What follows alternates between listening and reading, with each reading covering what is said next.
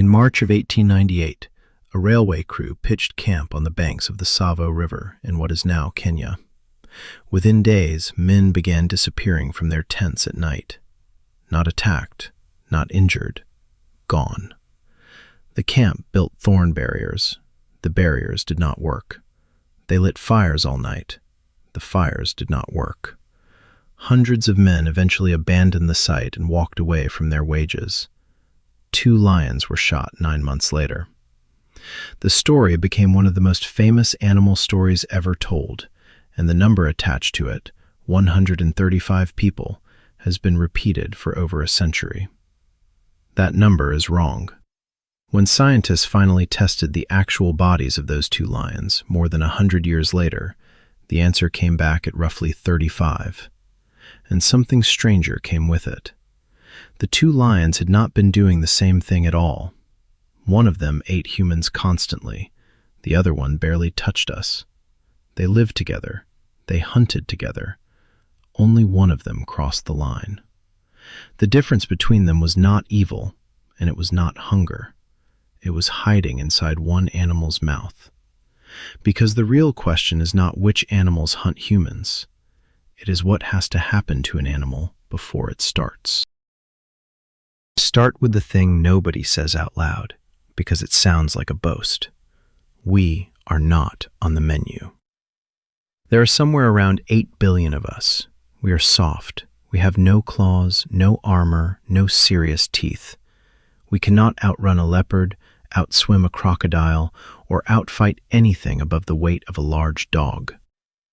By every measure a predator uses, we look like an easy meal, and almost nothing eats us. Lions and humans have shared the same landscapes for as long as there have been either. Tigers have lived alongside villages for thousands of years. Wolves and people have overlapped across the entire northern half of the planet.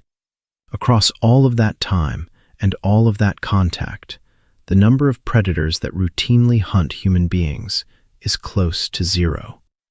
That is not luck. That is a decision made over and over by millions of individual animals. We stand upright, which makes us look larger and stranger than we are. We move in groups. We make noise. We carry fire, and we have carried it for a very long time. And for the last few 100,000 years, we have been the most dangerous thing in every landscape we entered. Predators learn. What they learned about us is not worth it. So when an animal does start hunting us, something has gone wrong. Not morally wrong, mechanically wrong. And this is where the Tsavo lions stop being a horror story and start being evidence. Because those 2 animals are still with us. Their skins and skulls were bought by the Field Museum in Chicago in 1925, and they have been sitting there ever since, holding the answer. In 2009, a team led by Justin Yackel published a study in the Proceedings of the National Academy of Sciences. They used stable isotope analysis. The principle is simple. The chemistry of what an animal eats gets locked into its hair and its bone. Human flesh carries a different isotopic signature than zebra or buffalo, so the diet is recorded permanently in the body. They read the last months of both lions' lives. One lion had a diet that was roughly half human. The other had eaten very few people at all, living mostly on the grazing animals a lion is supposed to eat.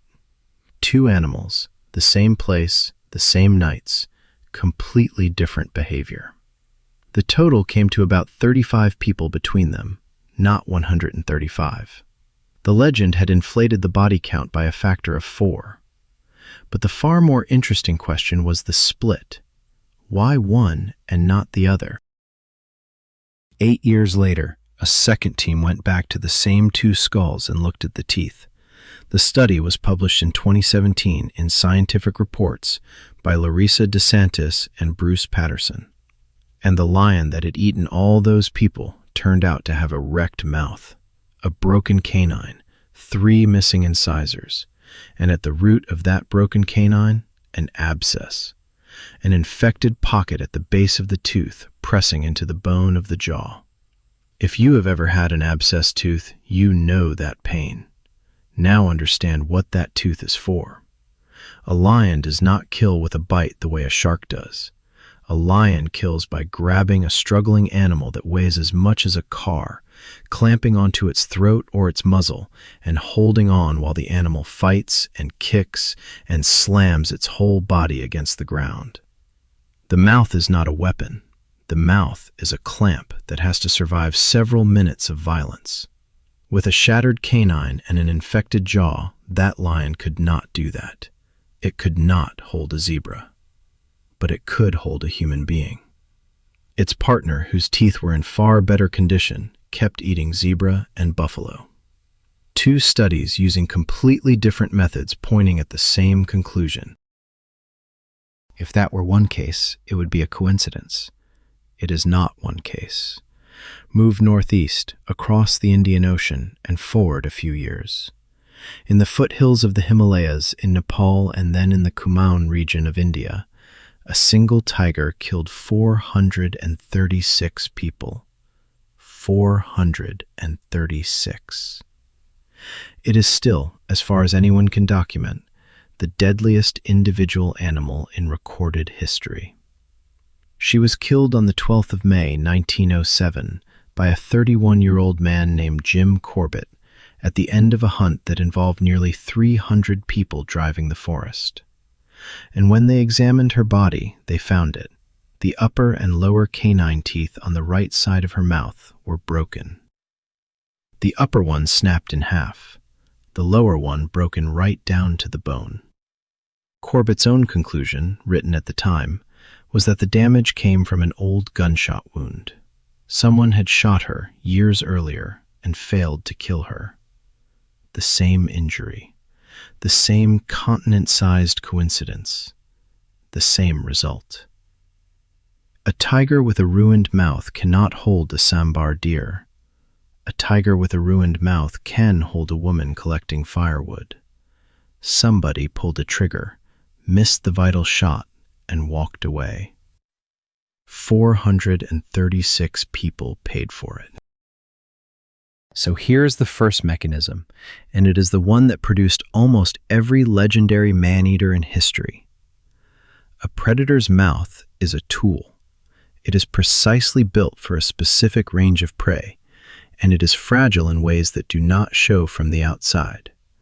Break it, and the animal does not become more dangerous in general. It becomes unable to do its job. And then it has a choice that is not really a choice. Starve or find something it can still catch. We are what it can still catch. Not because we are weak exactly, because of how we behave. We move alone. We move at dusk and at dawn. We go to the same places at the same times, every single day. We bend over to work, which changes our outline into something four-legged and familiar. And when something grabs us, we do not have hooves or horns or the mass to break a jaw. We are the low-effort option for an animal that has run out of high-effort options. If you are finding this interesting, hit subscribe. This channel takes one question at a time and goes all the way down, with real sources in the description. Now the second door. Because injury is not the only thing that pushes an animal across the line. Go as far north as land goes. The polar bear is the animal people name first when you ask which predator hunts humans. It has a reputation as the one true man-eater, the one that will stalk you across the ice on purpose.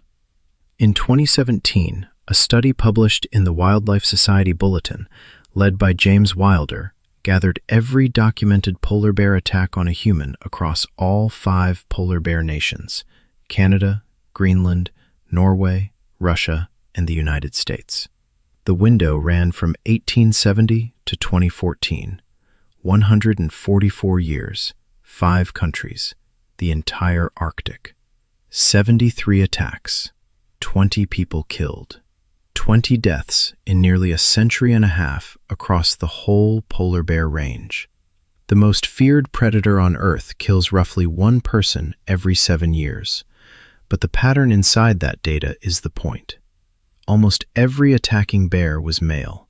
Most were young adults, and when researchers could assess the condition of the animal, the attackers were, overwhelmingly, in poor physical shape. Thin, below normal weight, bears that were running out. This is the same mechanism as the broken tooth, arriving by a different route. The Tsavo lion could not catch its food. These bears could not find theirs. And that gives us something the historical cases cannot, a trend line.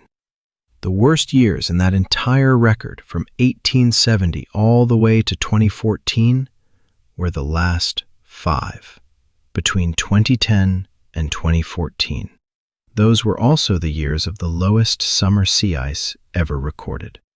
A polar bear hunts seals from the ice. It is not built to catch them in open water. When the ice forms late and breaks up early, the bear does not get to hunt for a longer stretch of the year, and it spends that stretch on land, thin and searching, in exactly the places where people are. Nothing about the bear changed. The floor it hunts from disappeared. I want to be careful here because this is where it is easy to overclaim. 20 deaths is a small sample, and the researchers say so themselves.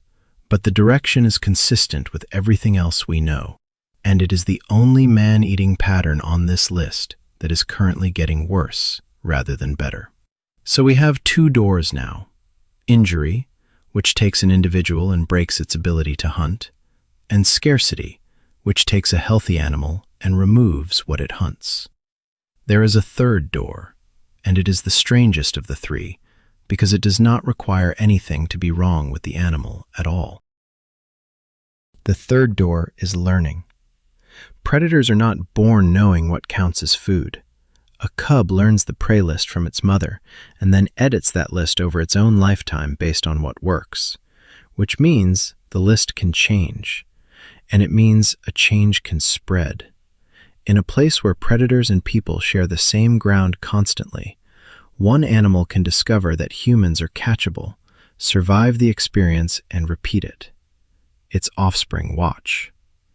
Neighboring animals encounter the same conditions and reach the same conclusion. What began as one individual's accident becomes, over years, a local habit. This is why man-eating has always clustered in specific places rather than spreading evenly.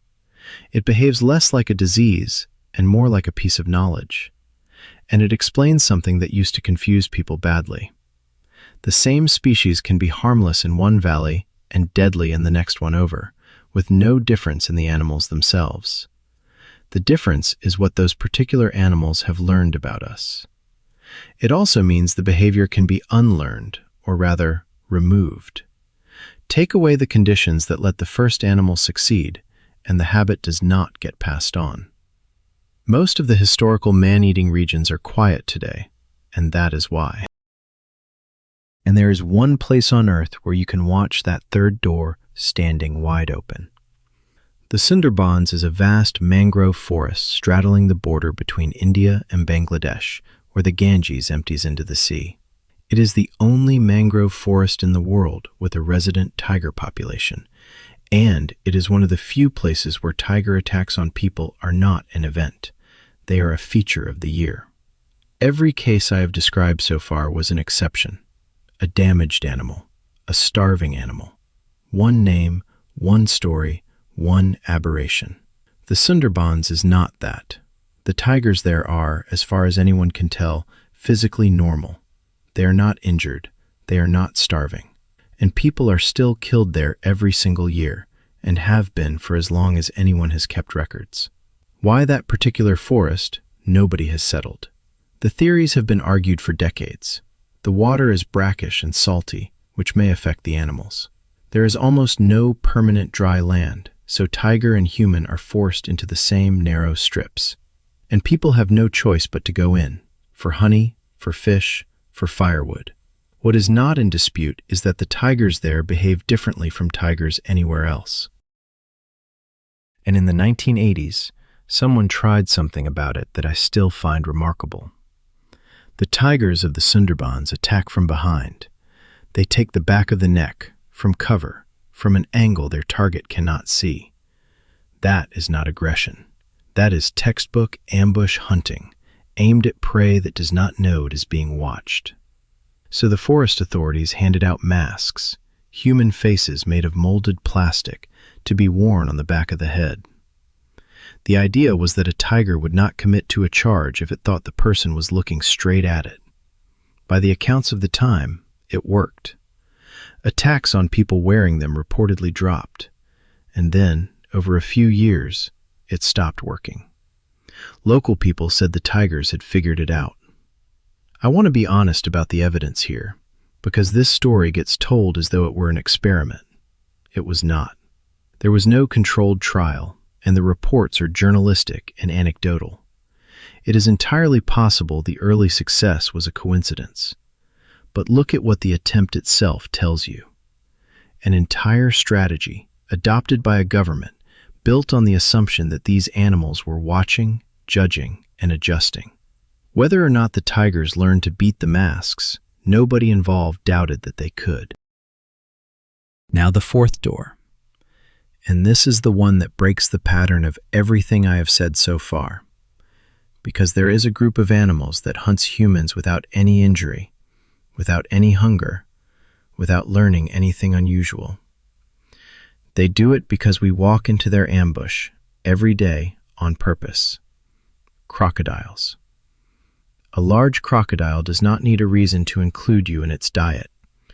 It is an ambush predator that waits at the edge of water for something warm-blooded to come close enough.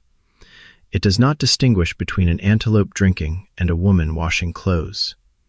To the animal, those are the same event. And here is the part that matters. Across large parts of Africa and southern Asia, people have no alternative to that water. You collect it, you wash in it, you fish in it, you cross it. Every single day. There is no version of that life that does not involve standing at the edge. Nile crocodiles and saltwater crocodiles between them kill hundreds of people every year. The true figure is genuinely unknown, because most of these deaths happen in places where nothing gets recorded. What is not in doubt is the order of magnitude. It is not dozens. It is hundreds, annually, year after year. Sit with the comparison for a second, because it is the most useful thing in this entire video. The Champawat tiger killed 436 people, and we are still telling that story 120 years later. There are books about it. There are films. Crocodiles quietly exceed that number every year or two, and there is no legend at all. Why? Because the tiger was an aberration, and the crocodile is a routine. We build stories around the broken individual, the one that should not have done what it did. We do not build stories around a predator behaving exactly as it always has, in a place where people have no choice but to be. Which reveals what the phrase man-eater actually means. It does not describe an animal. It describes a rupture in our expectations. We call something a man-eater when it does the thing we assumed it would never do. The crocodile never made us that promise, so it does not get the name, no matter how many people it kills. And once you see it that way, the whole list of legendary man-eaters starts to look less like a catalog of monsters and more like a record of things going wrong. Usually, things that we did. Look back at the 4 cases with that in mind. The Champawat tigress was shot by a person and survived with a ruined mouth. Without that bullet, 436 people are alive. The Tsavo lions arrived at a river crossing during a catastrophe. A rinderpest epidemic had swept through East Africa in the 1890s and destroyed the herds those lions fed on. On top of that, one of them had a jaw infection, and the camp itself was a novel opportunity that had never existed there before. The polar bears are thin because the ice they hunt from is arriving later and leaving earlier. The crocodiles are the only honest ones. They are not reacting to us. We simply have to stand in their water. 3 out of 4 of the great man-eating stories are stories about human beings changing something and an animal responding to the change. A bullet that did not kill. A disease that emptied a landscape. An ocean that is warming. That is not a comfortable framing, and I am not offering it to make anyone feel guilty. I am offering it because it is the only framing with any predictive value. If man-eaters are made, then the conditions that make them can be identified, and sometimes prevented. Which brings us to the question people actually came here to ask. Which animals hunt humans? The honest answer has 2 halves, and both of them matter. The first half. As species, almost none. There is no animal on Earth whose normal diet includes us. Not lions, not tigers, not bears, not wolves, not sharks. Every single one of them, given a functioning body and a normal food supply, will go out of its way to avoid you. That is the default, and the default holds nearly all of the time. The second half. As individuals, more than you would like. Any large predator that has lost its ability to hunt or lost access to what it hunts becomes capable of it. Not inclined, capable. And the crocodiles are a genuine standing exception, because for them, we were never off the list to begin with. So the 4 animals people usually name are not wrong exactly. They are just answering a different question. They are naming the species that produce the most exceptions, which is not the same as naming animals that hunt us. The species is not the risk. The individual is the risk. And what turns one into the other is almost always a change in circumstances. There is one more thing in the Tsavo data that I have not told you, and it is the detail I keep coming back to. Those 2 lions lived together. They hunted the same nights, in the same place, with the same opportunity in front of them. One of them ate roughly half its diet in human beings. The other, with a mouth that still worked, mostly did not. The opportunity was identical. The outcome was not. That is the whole thing, compressed into one pair of animals. The camp did not create a man-eater. The circumstances did not create a man-eater. They created a situation in which one specific damaged animal took an option that the healthy one standing next to it did not need to take. Every legendary man-eater in history is one animal, with a name, with an injury or an empty stomach, making a decision that the rest of its species did not make. We turned them into monsters because that is easier than the truth. The truth is that they were animals in trouble, and the trouble usually had our fingerprints on it. So the next time you see a list of the animals that hunt humans, you will know what is missing from it. Not the names. The names are usually right. What is missing is the reason. And the reason is almost never that the animal is a monster, and almost always that something in its mouth, or its landscape, or its season stopped working. The lion at Tsavo had an abscess. The tigress at Champawat had a bullet in her past. The bears in the Arctic have an ocean that will not freeze on time. And the crocodiles never needed an excuse, because we come to the water anyway. If you got something out of this, subscribe, and tell me in the comments which of the 4 surprised you most, because I did not expect it to be the polar bears. The largest predators on this planet spend their entire lives deciding over and over that we are not worth the effort. The remarkable thing is not the handful that changed their minds. It is how few of them ever did.